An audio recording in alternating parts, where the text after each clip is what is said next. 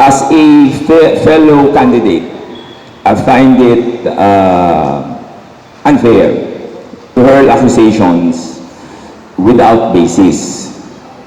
Pero siguro sabihin ng publiko, may basis naman may ipinakita si Mayor talaga namang nag-apply kayo Nakasagulat doon, Caroncho Avenue Tapos doon sa post ni Mayor, nakalagay doon,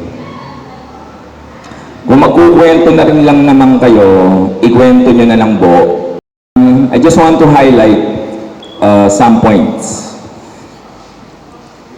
This press con was called to precisely address yung accusation na di umano dishonest si Ate Sara.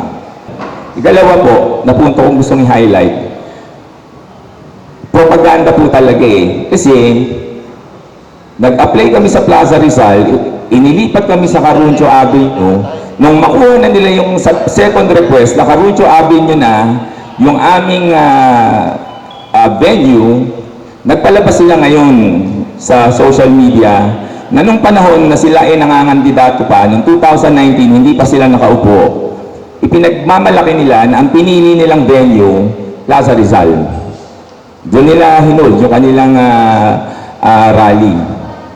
Bakit ngayon na kami na ang nag-a-apply, bigla ang Plaza Rizal na pinili nila, sasabihin nila sa mga naglalakad ng mga permit, mag-focus kayo ng traffic. At doon kayo sa Caroncho Avenue.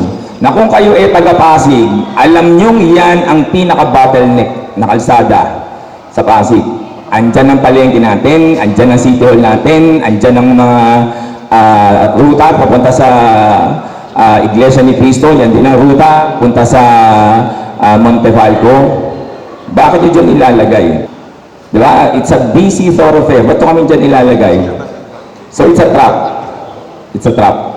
Naamoy namin yung trap, that's why we made a call. Huwag na natin ituloy.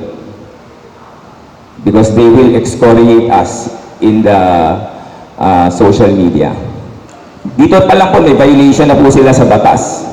Dininay nila yung unang request, walang denial in writing, much less a written explanation why there was such a denial. Election to.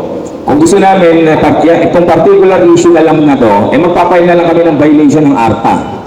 Kasi malinaw, may paglabag Sabi ng ARTA, kapag ang isang citizen nagbigay ng application, kailangan i-delay mo within 3 days if it's a simple transaction. And I will categorize this as simple transaction. And the denial must be in writing, and the reason for the denial must be sufficiently stated. Meron akong paglabag sa batas Kung yun lang gusto namin pag-usapan, hindi na kami magpapatawag ng press con.